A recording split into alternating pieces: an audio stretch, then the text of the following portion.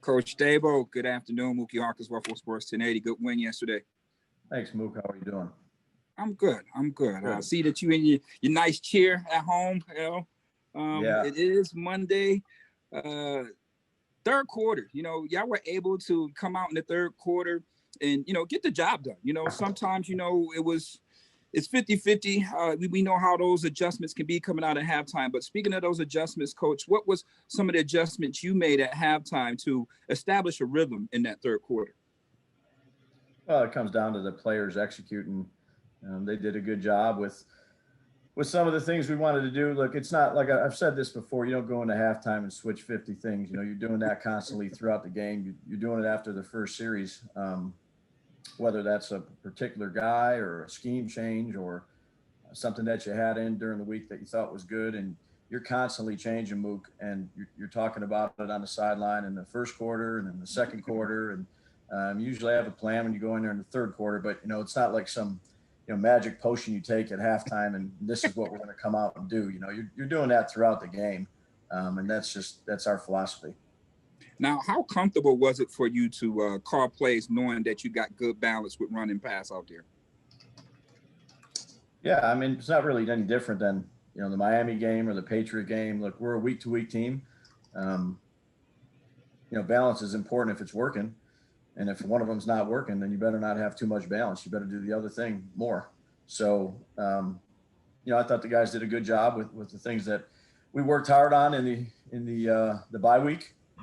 And again, credit goes to the players for executing that stuff. Absolutely, Coach. Something to build on. Good job. Good luck this week. Thanks, Mook.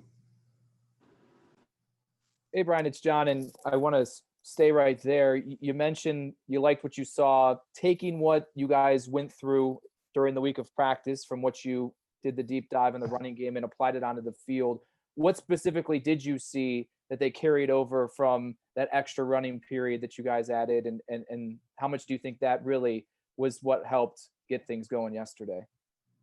Well, I think it's all important, John, in the bye week, and it starts from the head coach and the schedule that he sets, from how much time the players have off to when they come back, to our meeting structure, to the time that he gives the coaches, a chance to go ahead and really, dive into the things you need to dive into. I think Sean sets up a really good plan and structure for the bye week for us to follow.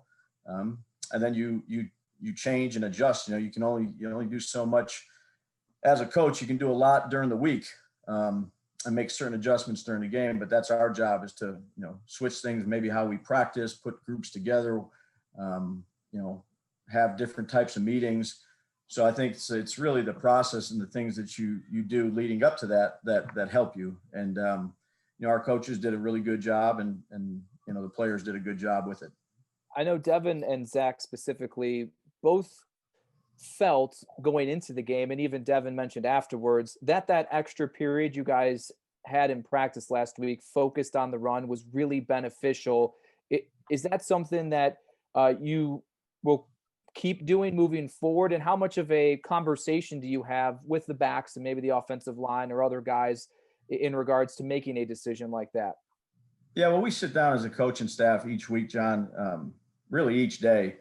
It's not just a set schedule and a set practice, and this is how we're going to do it. You got to take a look at where you're at and things you need work on. And, if it's, taking care of the ball in traffic or whatever it may be, that's your job as a coach to do different things to help your players. It's not just you're doing this and this and this and this. I think as a coaching staff, it's your job to say, okay, look, we're falling a little short in this area. Let's work on this a little bit more, or let's throw more of these plays in here and less of these plays. I thought we worked on the screen game the past couple of weeks, and some of that has paid off. The run game period is fine, but each week, John, is a different deal of where you're at as a team and what you need to improve on.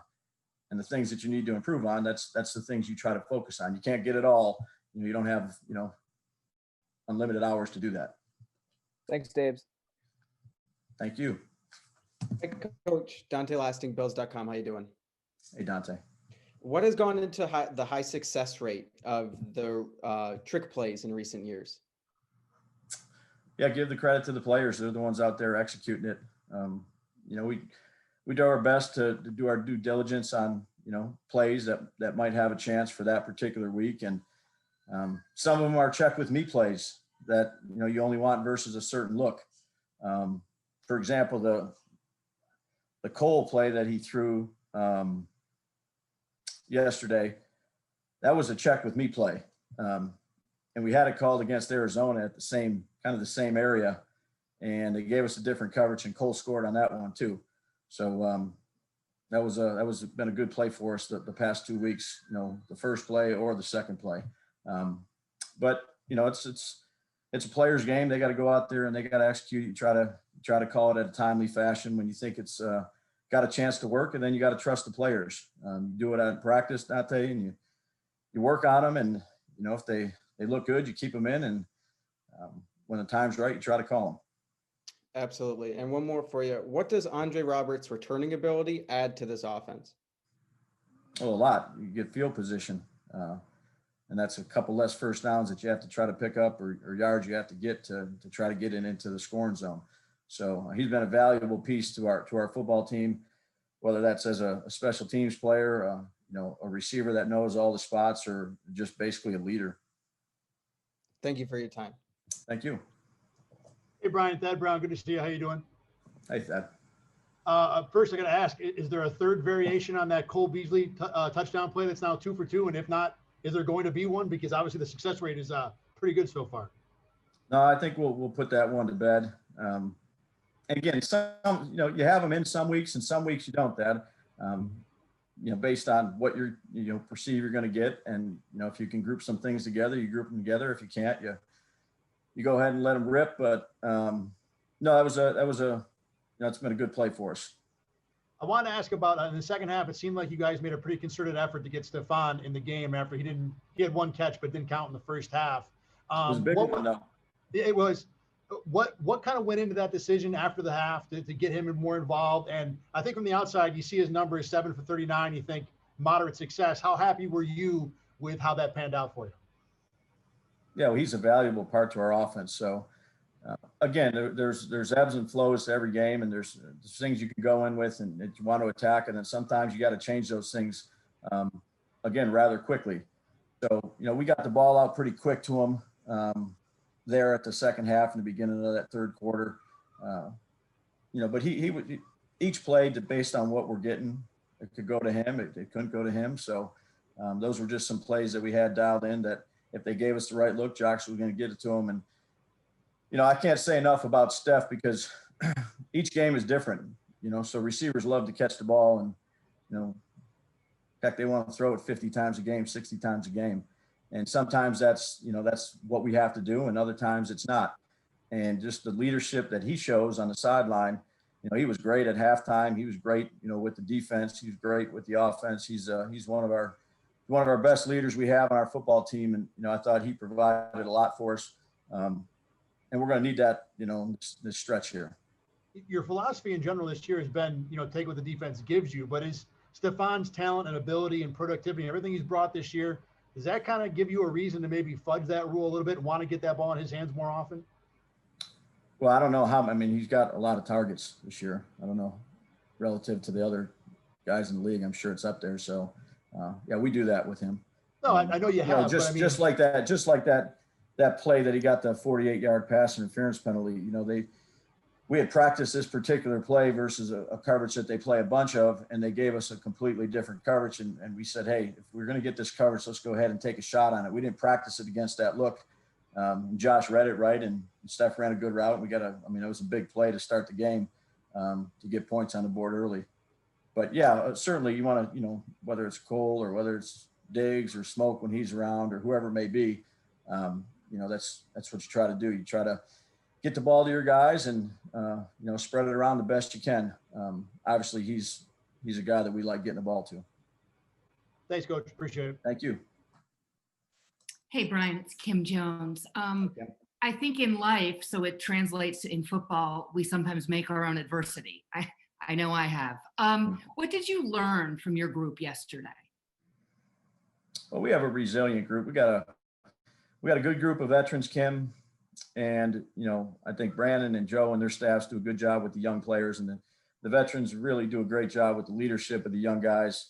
we have a confident group. The NFL is hard. Games are hard. They're not always going to be perfect. We had 3 turnovers there, which prevented us from scoring some more points.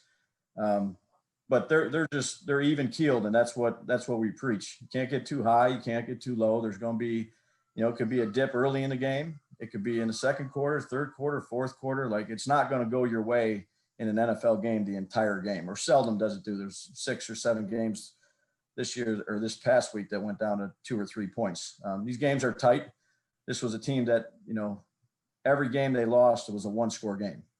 Right. So we knew it was going to be a back and forth battle. This was a talented team that all the scores were 1 score, except the one that they won. I think they beat Jacksonville 39-29 or somewhere around there. So, to be up by 10 at the end of the game there, we worked hard to get to that spot. Obviously, we didn't score as much as we like based on those turnovers, but they're a confident group, Kim, and they're a bunch of hardworking people that are tough and they're smart. They're just a pleasure to work with, and I wouldn't trade any of them.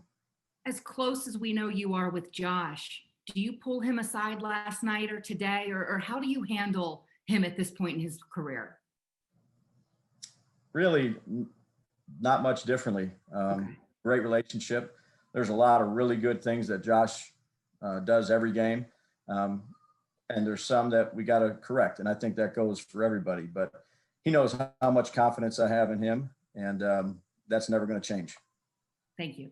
Thank you. Hey, Brian.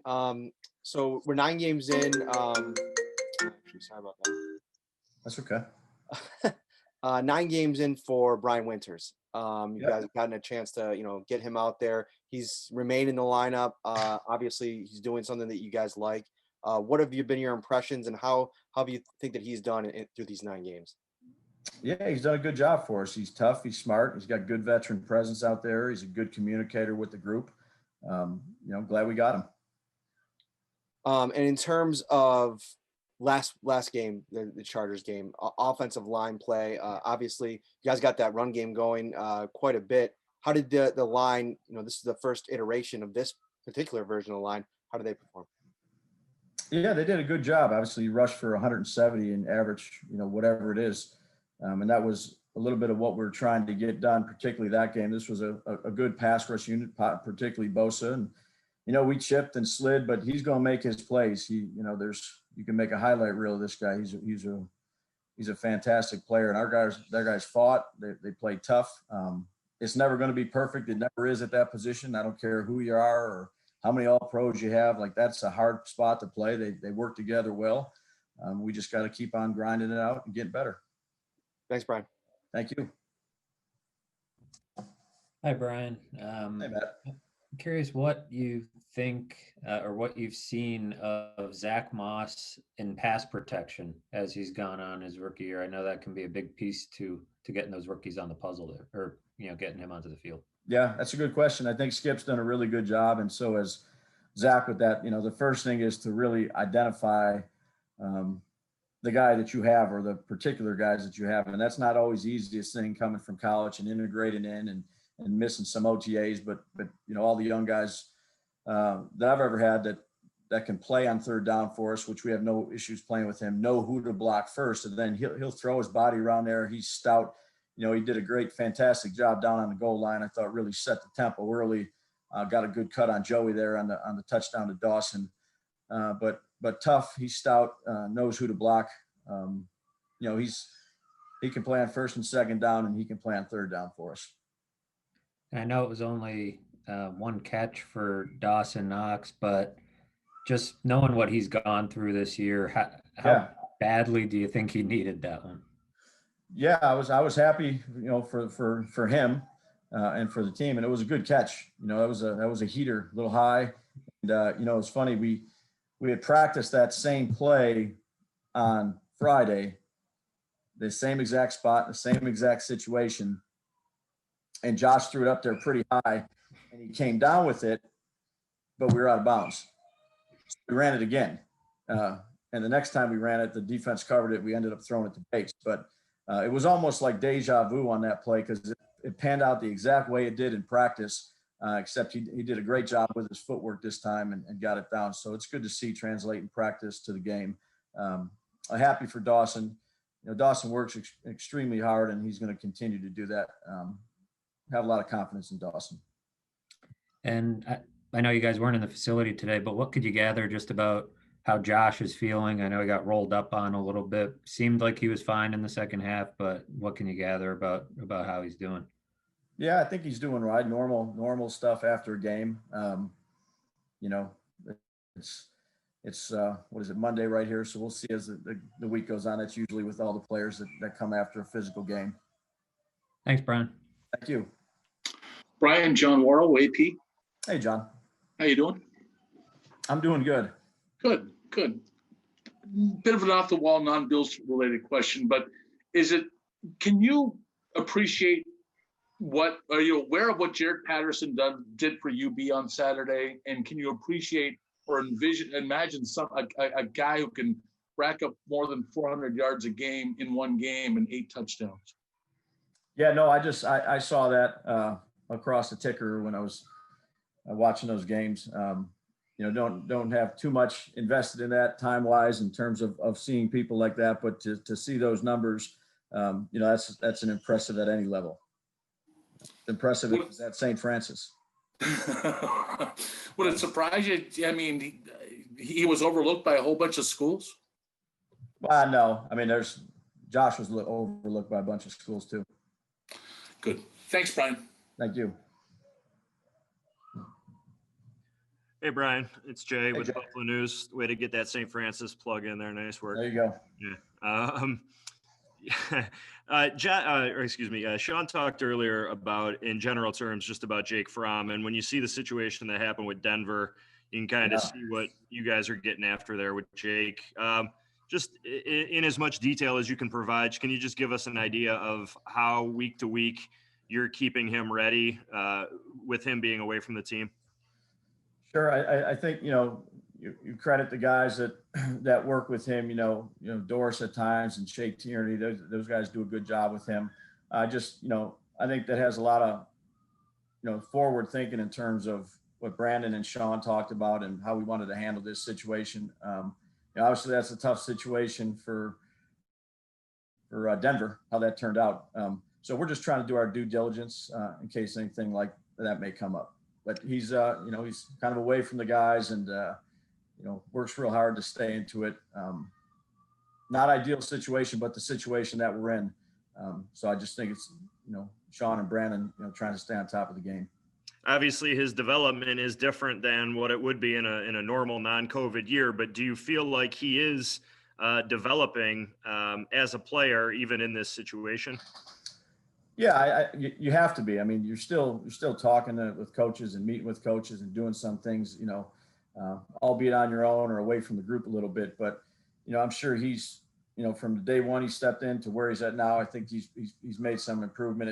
It's always hard to judge until you're out there and you're doing it and they're live bullets. But, he's doing the best job he can. I think we're doing the best job we can to ensure that there's improvement as it goes on and we're ready to go if we need him. And then just lastly for me, you touched a little bit about seeing that news of the Broncos. As an offensive coordinator, could you possibly imagine a scenario like that? Now I can. Yeah, that's tough. That's tough sledding. Day before or whatever it may be before a game. That's not easy to do. Thanks for your time. Thank you.